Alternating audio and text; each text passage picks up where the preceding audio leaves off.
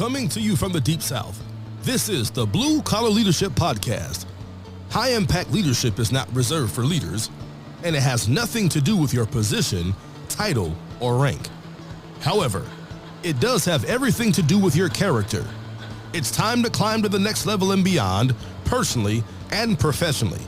Now, let's start making it happen with your host, Mac Story. Why should I buy from you? Thanks for listening to the Blue Collar Leadership Podcast today. And that's what we're going to be talking about. The question every potential customer is asking. Why should I buy from you? So you may not be in professional sales, but you're going to be selling something in your life. And when you got something to sell, guess what? You want to sell it. So I hope you keep listening to this 30-part series on my book, Who's Buying You? Until you sell yourself, you won't sell much. So we're talking about some of the content I share in Chapter 5. And remember, you can go back to bluecollarleadership.com/download and preview the first 5 chapters complete of this book and see the outline for the other 25 chapters. But why should I buy from you? That's the unspoken question every customer wants answered. Guess who they want to answer it? They want you to answer it. Why should I buy from you? Napoleon Hill had this to say. He said, people buy personalities as much as merchandise. And it is a question if they are not influenced more by the personalities with which they come in contact than they are by the merchandise. So a lot of people, what he's saying there is the person sells the product often much more than the merchandise sells itself, in his words. But why should I buy from you? If you're selling something, why should I buy from you? What is it about you? And I know if you're in professional sales, I met a lot of professional sales folks, been friends with some, still friends with some, met a lot, bought a lot of stuff from professional salespeople. I'm sure you have too, even if you're not in sales. But something I've noticed is all salespeople believe they're rock stars. They think they're the best salesperson that ever walked the planet, regardless of how much they're selling. And you may think, how can they think they're rock stars if they ain't selling much? Because they think the problem is everyone else. The traits and characteristics that we carry with us in any area of our life, if we're a salesperson, well, we gotta carry it into that part of our life as well. You know, I'm always talking about people blaming other people. Well, that's what a lot of salespeople do. They blame other people for why they can't sell. But this book is to help you understand how can you develop your character? Why should you develop your character? How can you develop it so that you're selling? You're focused on character-based selling as a salesperson. Whether you're a professional salesperson or whether you're an amateur or whether you got something for sale out in your front yard. It doesn't make any difference. If you're selling with character, you're going to have an advantage over everyone who isn't. And there's a lot of people who are not selling with character. So let's move on past the thought that everyone's a rock star in sales. Because again, everybody thinks they are, whether they are or not. Nothing against those folks that truly aren't, but think they are. That's great. They have a lot of self-confidence. If you're going to be in sales, you need a lot of self-confidence. But if you don't have any sales or you don't have a lot of sales or you don't have as much sales as you want, well, you can't keep looking out the window and blaming the world. You got to look in the mirror and say, what is it about me? What is it about me? So let's move past that, or at least let's break it down a bit, because in the sales world, Every team has a rock star, and the true rock star on a sales team is the salesperson with the most sales. Kind of obvious, isn't it, when you think about it? Even though everyone thinks they're a rock star on the sales team, there ain't but one, and it's the one at the top of the sales chart relative to making sales. So rock stars are a relative term. There's a big difference between being the best on your team, in your company, and in your industry. You may be a rock star on your team, but an unknown backup singer in your industry. So that's what I'm talking about when there's a big difference, right? Someone may be a rock star on their team, but you may work in a big company, and overall in this huge company, no one even knows who you are. Or maybe you are in a large company, and everyone in your company knows who you are because you're at the top of the sales chart. But within your industry, no one may really know who you are, or very few know who you are. That's why I'm saying it's all relative. You may be a rock star on your team, but an unknown backup singer in your industry. That's what I'm talking about. Everything's relative. And what I'm talking to you about throughout this series on this book on character-based selling is a quote by Michael Josephson that I often share. You don't have to be sick to get better. So don't worry about how you're doing, where you are. Think about where you could be. Don't make the mistake of measuring yourself against your peers. That's what the sales chart does. It's easy to look and say, "Oh, I'm at the top. What I need to work on? A lot." But you won't need to think you won't think you need to work on a lot if you're looking at the chart. And see, this is how these principles they apply in all of life. We can all look how we're doing compared to everyone we know, and think, "Oh, I'm doing the best. I'm good to go." Or you can look in the mirror and say, "How much better could I be if I actually applied myself?" That's the standard you want to work with right there. The mirror, not the window. How are you doing compared to everybody else? The mirror. How are you doing compared to what you're capable of? So think about what I said. Don't make the mistake of measuring yourself against your peers. What do they have to do with you anyway? I'm talking about you. If you want a real challenge, do what the true rock stars in your industry do. Measure yourself against your potential. And your potential is what you're truly capable of. Are you growing and developing and training yourself to reach your potential? Like an Olympic athlete trains to win a gold medal? You against you? A lot of times those athletes winning the gold medal, they won the gold medal the last 2 times in a row. Sometimes more. They're already at the top. But guess what? They know someone's coming after them. So they keep looking in the mirror. They keep looking at how are they doing against themselves. Because they're the best, literally. So if they're the best, literally, there's only one person they need to beat, and they understand that. That's themselves. But we should all adopt that philosophy. Because if we don't, we're looking at who we're doing worse than and who we're doing better than.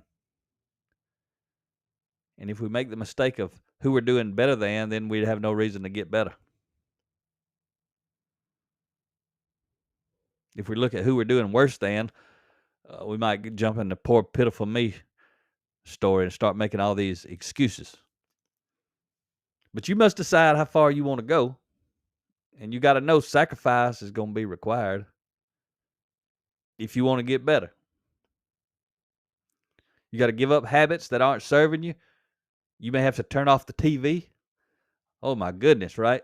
No, don't tell me to turn off the TV. You might have to quit playing games, video games on your phone or at home on on the TV with your console.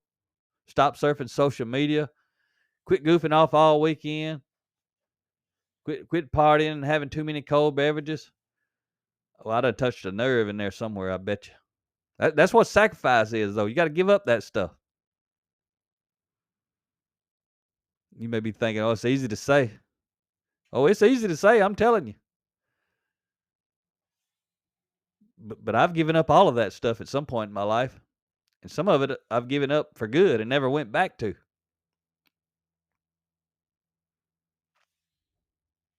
But you got to decide what you got to give up, what you got to sacrifice. Sacrifice is giving up something today of less value for something tomorrow of greater value.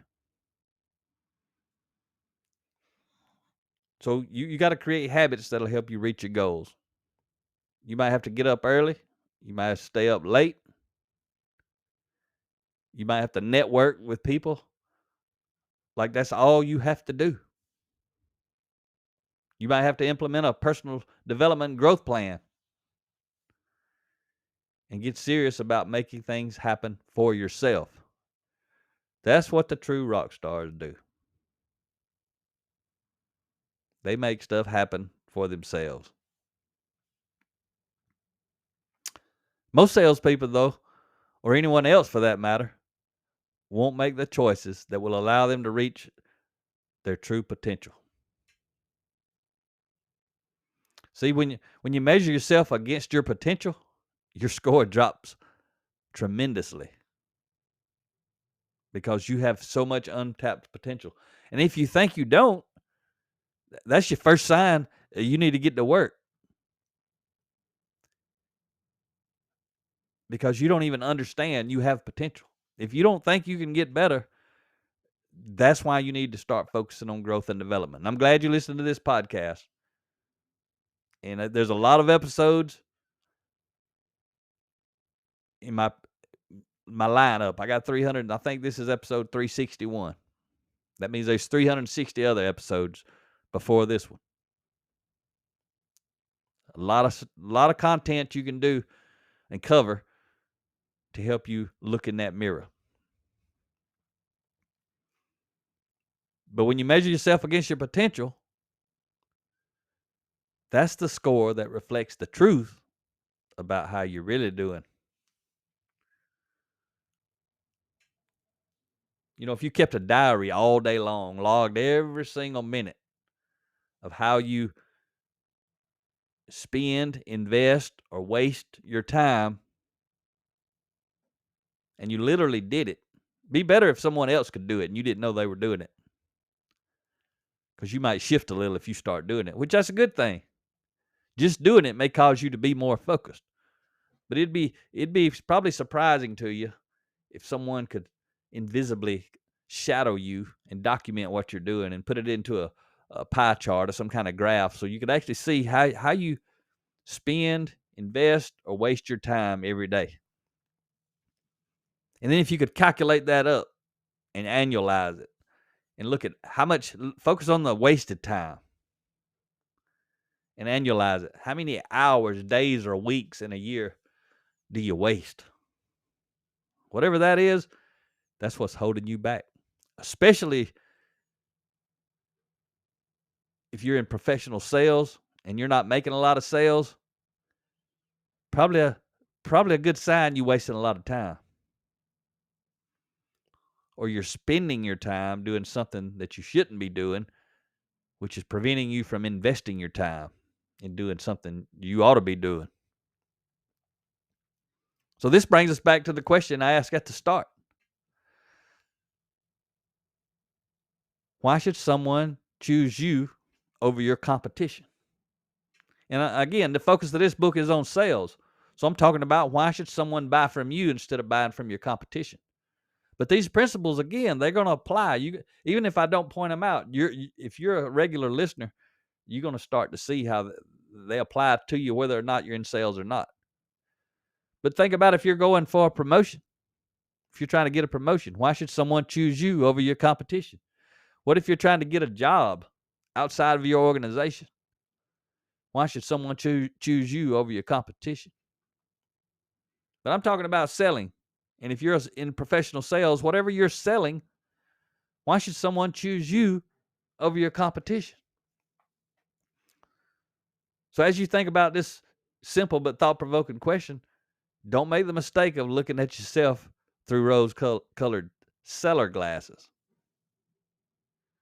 It's the buyers who decide if they will buy from you or someone else. You can only influence their decision. You can't determine their decision. And you know that because you're a buyer as well. You decide who you're going to buy from. Not someone else. Not the seller. You. The people who are selling you something can only influence you. They cannot determine you. In the same way, if you're selling something, you can't determine their decision. Therefore, you may want to look at the question again through the eyes of the buyer.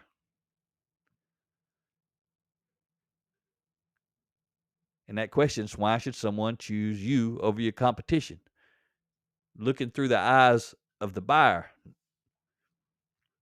You see, there's often a blind spot between us and the mirror. Stop and think about things from a buyer's perspective.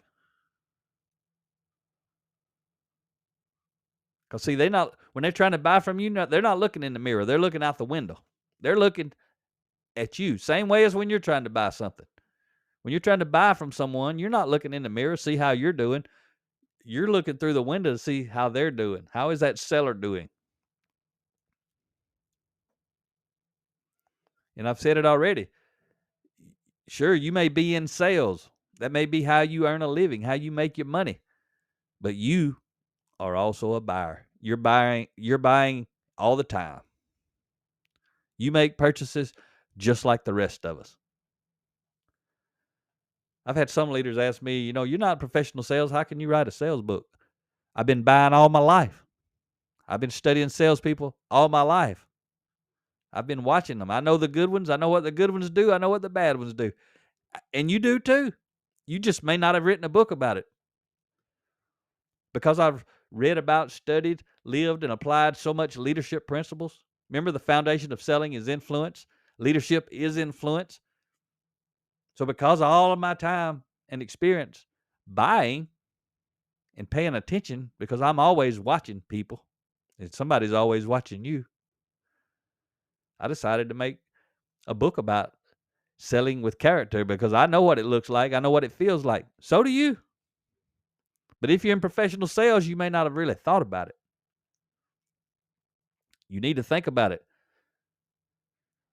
Consider the words of Ayn Rand. She says, there's a man who wishes to be rich, but never thinks of discovering what means, actions, and conditions are required to achieve wealth.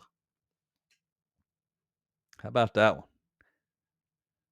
You might need to hit rewind 3 or 4 or 5 times on that one. And listen to it slowly with intentional thought. So you may need to hit pause right now and rewind a few times. But I'm going to say it again in case you think, oh, I don't need to hear it again. You're going to keep going. I'm going to say it again anyway. You're going to at least get it twice. She says, there is a man or person or woman, whatever you want to call it. I'm quoting her. She said, there is the man who wishes to be rich, but never thinks of discovering what means, actions, and conditions are required to achieve wealth. You think about that. Remember, I started off this podcast series. We're on part 5, but remember I started off in part 1 helping you understand this book is for you whether you're in professional sales or not. That last quote that I just read, that applies to you whether you're in professional sales or not. But this series is going to have a heavy context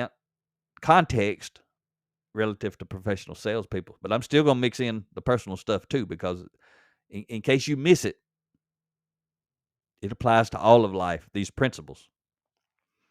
So I hope you thought deeply about the last half of that quote, because that's where the money is. This book, this series, is one example of means.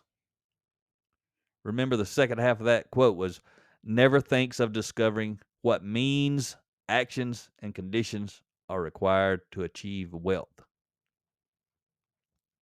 There are many different means, but knowing how isn't enough. The means must result in definite actions. If the definite actions are right, you will create the right conditions.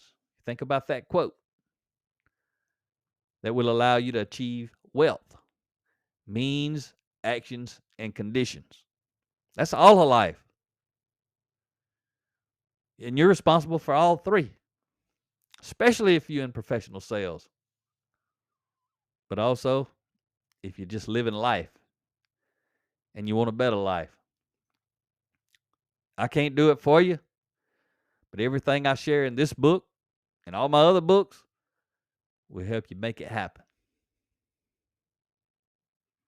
So you may want to hit rewind again and go back a little bit. Listen to that quote again. Think about it. Look at the following questions with buyer's glasses. So I'm going to ask you a few questions here. Even if you're in professional sales, take off your sales glasses, slide on your buyer's glasses. So you're the buyer now, regardless of who you are, what you do for a living. Put your buyer's glasses on. If you're not in professional sales, that's easy. You already got them on. If you're in professional sales, you got to think about it. Put your buyer's glasses on. Look at these questions through the eyes of a buyer, not you, the seller. What do you look for in a salesperson? You as an individual, what traits, and this book's about character, but what traits do you look for in a salesperson? Definitely it's going to be some character traits, I without a doubt. You probably also want them to be competent. But you think about it. You decide, what do you look for in a salesperson? What makes a sales experience positive and memorable? Actually, I want to go back to that first question too. What do you look for in a salesperson? What do you absolutely not want in a salesperson? Right? When you think what you don't want in a salesperson, would it be good if salespeople actually didn't behave or do those things? Because if you don't want that in a salesperson, there's a good chance a lot of other people don't. But what makes a sales experience positive and memorable? Also, what makes a sales experience negative and memorable? As the buyer, again, keep looking at it through the eyes of a buyer. What determines if you will refer a salesperson to family? What determines if you won't? What do you like about your favorite salesperson? Anybody you've ever purchased from in your life that you remember? What was it you liked about them? What about the ones you didn't like? Probably more of those. Probably a lot more. What are all the things you didn't like about a salesperson you bought from? And what would you change about most salespeople? So that's a good list of questions. If you're actually in professional sales, you need to listen to those questions with your buyer glasses on. Write it down, slow down, pause, stop, whatever you got to do. Write down your answers with your buyer's glasses on. Forget about being a salesperson. Then when you get done, go find you a mirror, look at your answers and see if you're guilty of being any of the things you either liked or didn't like. But if you truly answered these questions using your buyer glasses, put your seller glasses back on and consider your answers. That's what I'm asking you to do. Only if you want to get better. If you don't want to get better, don't even worry about it. Just carry on. But can you honestly say you are the salesperson you just described? Even if you're not in professional sales. Remember I told you, and you already know, some point in your life you're selling stuff. Can you honestly say you're the salesperson you described?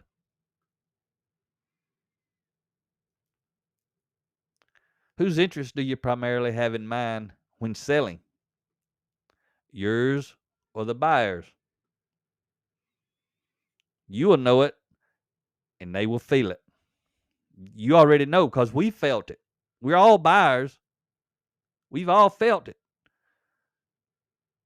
We felt when somebody had our interest in mind. We felt when they had their interest in mind.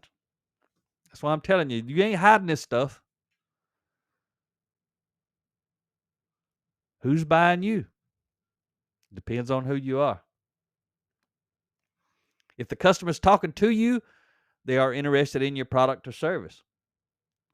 But that doesn't mean they were initially interested in buying from you. That's two completely different interests. I've been interested in a lot of products, and I didn't buy them from the salespeople that first told me about those products or first offered me those products. The mission is not to try and sell something to the people. The mission is to get them to want to buy something from you. Because if you can do that and they already want the product, well, guess what's going to happen? You're going to sell it to them. But if they already want the product but they don't want it from you, you ain't going to sell it to them. Somebody else is. Trust is the foundation of influence. Influence is the foundation of selling. In other words, trust sells. So as I'm doing in every one of these episodes, I'm going to wrap up with the seller beware section, literally straight from the book. These last three little key points to provoke some thought here at the end. Seller beware, number one. You should measure yourself based on your potential. What you could and should be doing with your ability. Seller beware. Point number two.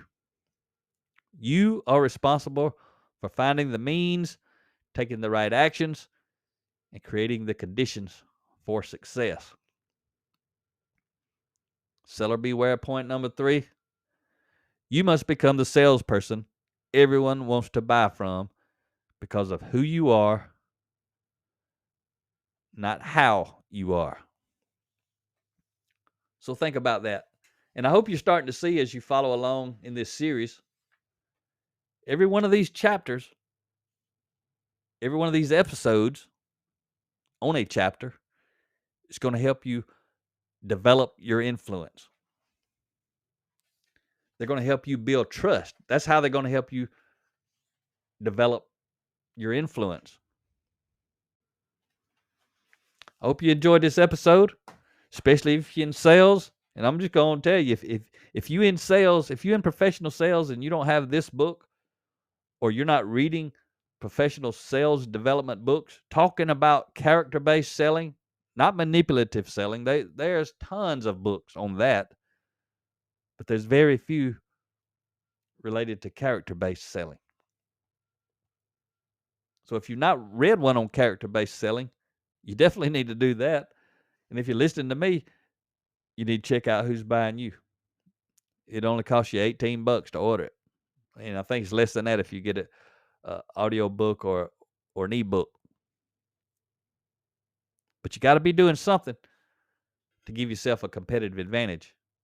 In developing character-based character-based sales traits, which are also leadership traits, that's going to give you a competitive advantage because most salespeople are not studying this type of content.